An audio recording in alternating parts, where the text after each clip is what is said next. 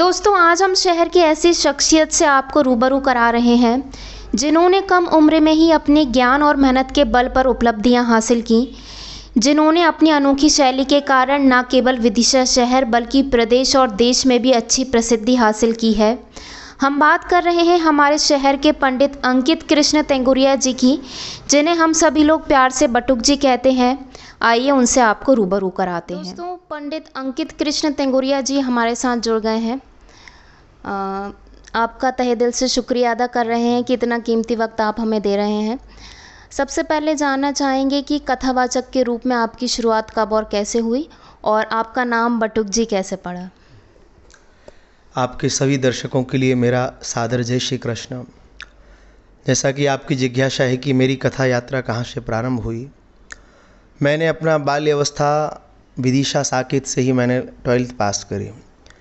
इसके बाद लगभग 2006 में हमारे परम पूज्य प्रातः स्मरणीय सद्गुरुदेव पूज्य श्री कमल किशोर नांगर जी, जिस समय वो विदिशा की भूमि को अपनी वाणी से अभिषिंचित करने आए थे, उस कालखंड में उनकी वाणी का दास के जीवन में ऐसा प्रभाव पड़ा। महाराज जी की श्री चरणाश्रय प्राप्त हुए। फिर महाराज जी की मंगलमय कृपा करुणा से दास ने 2008 से लेकर 13 तक वृंदावन में श्रीमद् भागवत आदि ग्रंथों का विधिवत अध्ययन किया, परम श्रद्धेय पूज्य श्री मलुक पीठाधीश्वर सरकार के चरणों में। और 2011 से लेकर निरंतर 11 वर्ष लगभग सेवा करते हुए हो गया। ये कथा की सेवा अनवरत चल रही है। और वैसे दास का नाम तो अंकित कृष्ण तेंगुरिया है, पर हमारे यहाँ गुरुकुलम में जो ब्राह्मण होते हैं उनको बटुक कहते हैं। तो बाल्यावस्था में जब हम दर्शन इत्यादि के लिए जाते थे तो हमारे संत वृंद हमको बटुक जी के नाम से ही जानते थे। तो उनकी इस वाणी का प्रभाव ऐसा पड़ा कि आज जनमानस में दास को लोग बटुक जी के नाम से ही जानते हैं। क्या हमारे भारत देश को हिंदू राष्ट्र घोषित होना चाहिए? निश्चित ही विश्व के अंदर अनेक देश हैं, कई देश ईसाई देश हैं, कई मुस्लिम देश हैं। उसी में भारत एक ऐसा राष्ट्र है जिसको सनातन हिंदू राष्ट्र कहा जाता है। आदि अनादिकाल से ऋषियों की तपोभूमि रही है। हिंदू राष्ट्र इसको बनना ही चाहिए, और हिंदू राष्ट्र की मांग संपूर्ण भारतवासी कर भी रहे हैं। पर उससे पहले दास का एक निवेदन है, प्रत्येक सनातनी हिंदू से, अनेक पंथों को मानने वाले चाहे वो किसी भी पंथ के हों, सब अपने अपने धर्म को धारण करते हैं। धर्म का एक सीधा सा अर्थ होता है बहन, जिसको जीवन में धारण किया जाता है। जैसे एक कन्या जब अविवाहित रहती है तो ना तो वो मंगलसूत्र धारण करती है, ना मांग भरती है, पर जब वही कन्या विवाहित हो जाती है तो वो मंगलसूत्र भी पहनती है, मांग भी धारण करती है। उस कन्या से जब वो विवाहित हो जाती है, पूछा ये क्यों धारण, तो वो कहती है मेरा धर्म है। जिसको जीवन में धारण किया जाता है वो धर्म है। ऐसे ही हिंदू धर्म, हिंदू केवल धर्म नहीं है, हिंदू के साथ जुड़ा है सनातन धर्म, जो सबको स्वीकार करता है, जिसने सबके मंगल की कामना करी है। हम सर्वे भवन्तु सुखिना के लिए कहते हैं, सब संपूर्ण विश्व के मंगल की कामना करते हैं। तो पहले हिंदू राष्ट्र की मांग करने से पहले दास का ऐसा मानना है, पहले हम स्वयं हिंदू बने, स्वयं हिंदू धर्म के सिद्धांतों को धारण करें। हिंदू के सिद्धांत क्या है? मस्तक पर तिलक होना चाहिए, गले में कंठी होना चाहिए, शिखा और सूत्र होना चाहिए। ये हमारी परंपरा है। पहले तो हम हिंदू ही नहीं बन पाए अभी, और हिंदू राष्ट्र की मांग कर रहे हैं। तो पहले मेरी प्रार्थना है समस्त आपके दर्शकों से, पहले हिंदू बनिए। जब हम हिंदू बन जाएंगे तो उस दिन, वो दिन दूर नहीं है जब ये राष्ट्र हिंदू राष्ट्र बनेगा। आजकल हम देखते हैं हमारी जो युवा पीढ़ी है वो अपने उद्देश्य से भटक रही है। इसका कारण कुछ भी हो सकता है, जैसे कि सोशल मीडिया का गलत इस्तेमाल हो गया या फिर गलत संगति हो गई। तो इन युवाओं के लिए आप क्या कहना चाहेंगे? देखिए, किसी भी विषय के, किसी भी वस्तु के दोनों स्वरूप हैं। आप उसको अच्छाई के रूप में ग्रहण कर रहे हैं अथवा बुराई के रूप में ग्रहण कर रहे हैं। हमारे यहाँ एक महापुरुष ने कहा है, महाकवि श्री सूरदास जी ने अपना एक पद लिखा, उसमें लिखा है, तजो मन हरि विमुखन को संग। मनुष्य के जीवन में संग का बड़ा गहरा प्रभाव है। आपने किसका संग किया है? श्री रामचरितमानस में राम जी स्वयं सबरी से कह रहे हैं कि मेरी 9 प्रकार की भक्ति है, और 9 प्रकार की भक्तियों में सबसे पहली भक्ति है प्रथम भगति संतन कर संगा। तो हमारे जीवन में भी आवश्यक नहीं कि जिन्होंने घर त्याग दिया वही संत हों, जिन्होंने साधु का वेश धारण कर लिया वही संत हों, जिसके विचार पवित्र हैं, जिसका व्यवहार पवित्र है, जिसके आचरण पवित्र हैं, वो गृहस्थ में रहकर भी संत है। और हमारे जैसे अनेक युवा जो अपने लक्ष्य के लिए भटक रहे हैं कहीं ना कहीं, उन्होंने अपने लक्ष्य को छोड़कर अन्य साधनों की ओर ज़्यादा प्रभावी हो गए। हम वर्तमान में देख रहे हैं कि साधन के भोगी ज़्यादा हो गए, साधना की ओर नहीं जा पाए।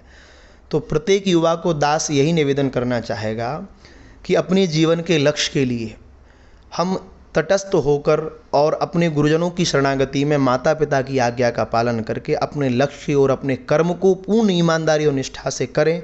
क्योंकि कहा जाता है सफलता एक दिन में नहीं मिलती, पर सफलता एक दिन जरूर मिलती है। इसलिए अपने लक्ष्य की ओर तटस्थ रहें, अपने संग को स्मरण रखें, ऐसे लोगों का संग करें जिनके संग रहने से हमारे जीवन में महनीय बदलाव आए। ऐसे लोगों का संग ना करें जिससे हमारे जीवन के लक्ष्य से हम भटक जाएं।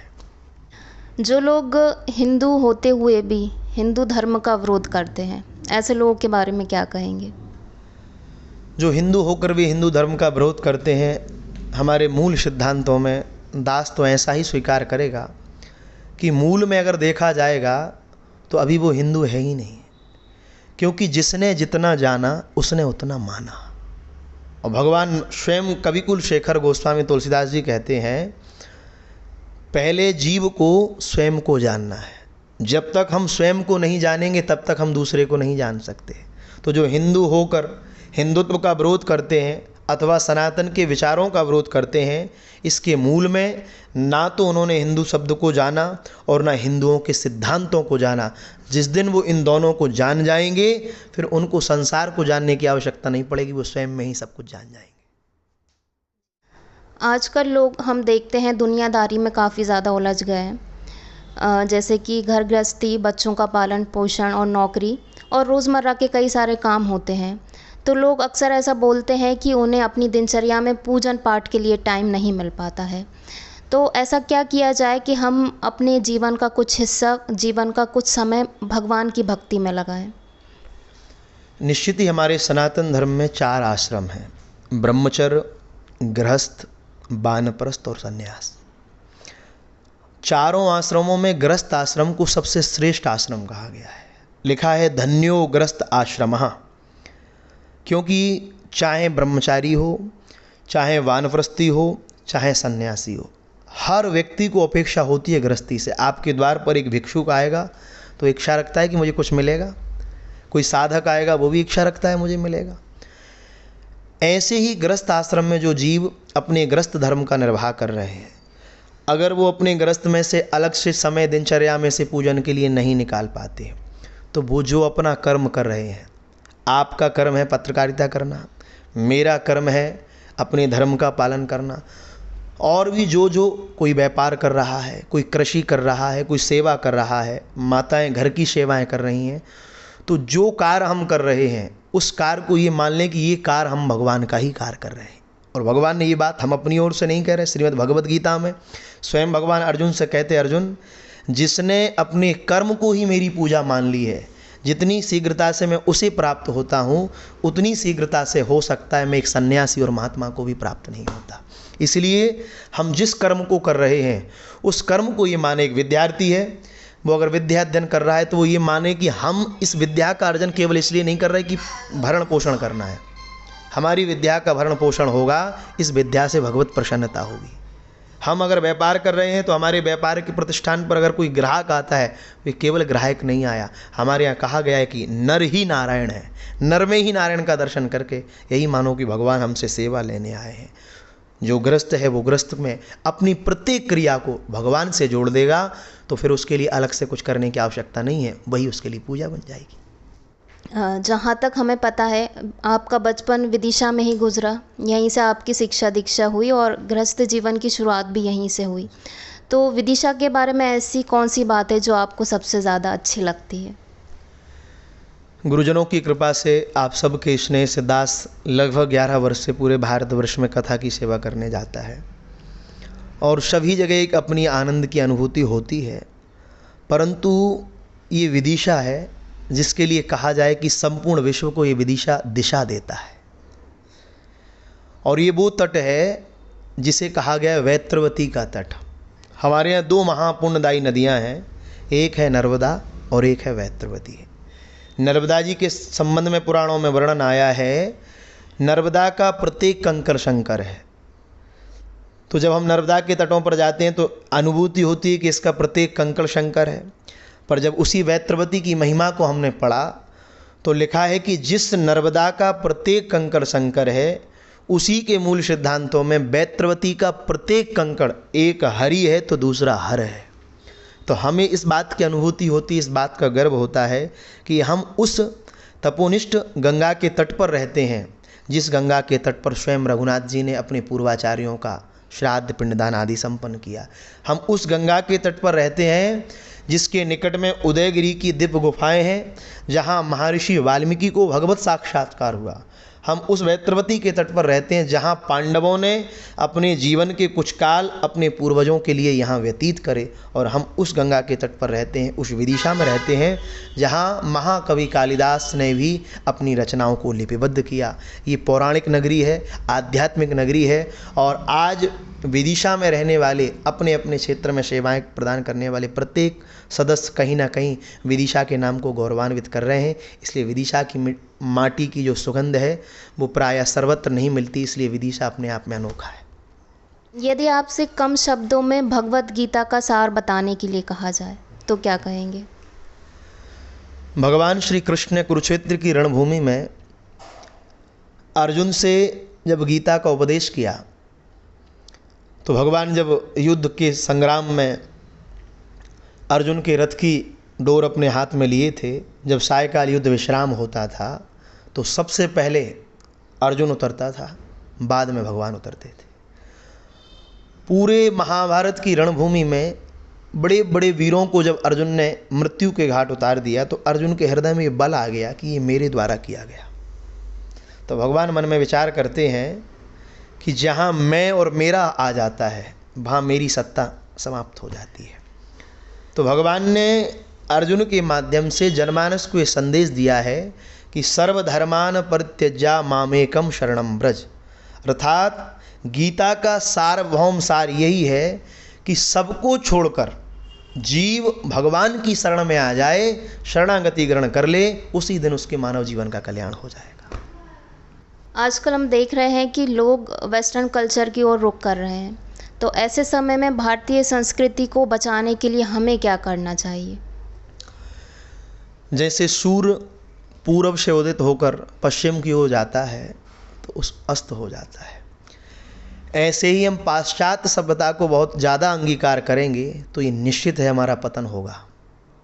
आज हम जिस पाश्चात्य आधुनिकता को अंगीकार कर रहे हैं, स्वीकार कर रहे हैं, और बहुत तीव्रता से हमारी युवा पीढ़ी और उन युवाओं के साथ उनके माता पिता भी उस गर्त की ओर चले जा रहे हैं। किसी भी राष्ट्र की मूल जड़ होती है उसकी संस्कृति, उसकी सभ्यता। आज अगर हम अपनी संस्कृति का परित्याग करेंगे और दूसरों की संस्कृति को अंगीकार करेंगे तो हमारा विनाश निश्चित है। और हम अपनी संस्कृति को धारण करके सबके कल्याण की बात करेंगे तो हमारा भी कल्याण होगा, इस राष्ट्र का भी कल्याण होगा और संपूर्ण वसुंधरा, संपूर्ण विश्व का कल्याण होगा।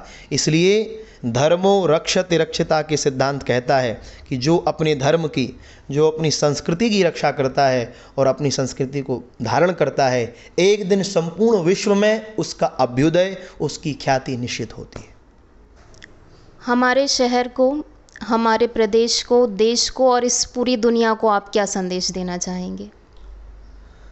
संपूर्ण वसुंधरा, संपूर्ण विश्व सनातन हिंदू धर्म को मानने वालों के लिए एक परिवार है। हमारी वैदिक सनातन संस्कृति कहती है वसुधैव कुटुंबकम, सारी वसुंधरा हमारा परिवार है। हमारी वैदिक संस्कृति कहती है सिया राम मैं सब जग जानिए। हम सबको, जड़ को, गुण को, चेतन को भगवान में जानते हैं और उसी सिद्धांत के अनुसार भारत ही नहीं अपितु संपूर्ण विश्व के कोने कोने में सनातन धर्म में श्रद्धा रखने वाले अथवा अनेक पंथों में अपनी आस्था रखने वाले प्रत्येक जनमानस से हम केवल यही प्रार्थना करेंगे कि हम मानव होकर मानव के काम आ जाएं। यही हमारे मूल सिद्धांतों का रक्षण है। एक बार फिर से आपका तहे दिल से शुक्रिया अदा करना चाहेंगे कि इतना कीमती वक्त आपने हमें दिया, और जो भी बातें आपने आज कही हैं उन्हें हम अपने जीवन में भी उतारने का प्रयास करेंगे। धन्यवाद।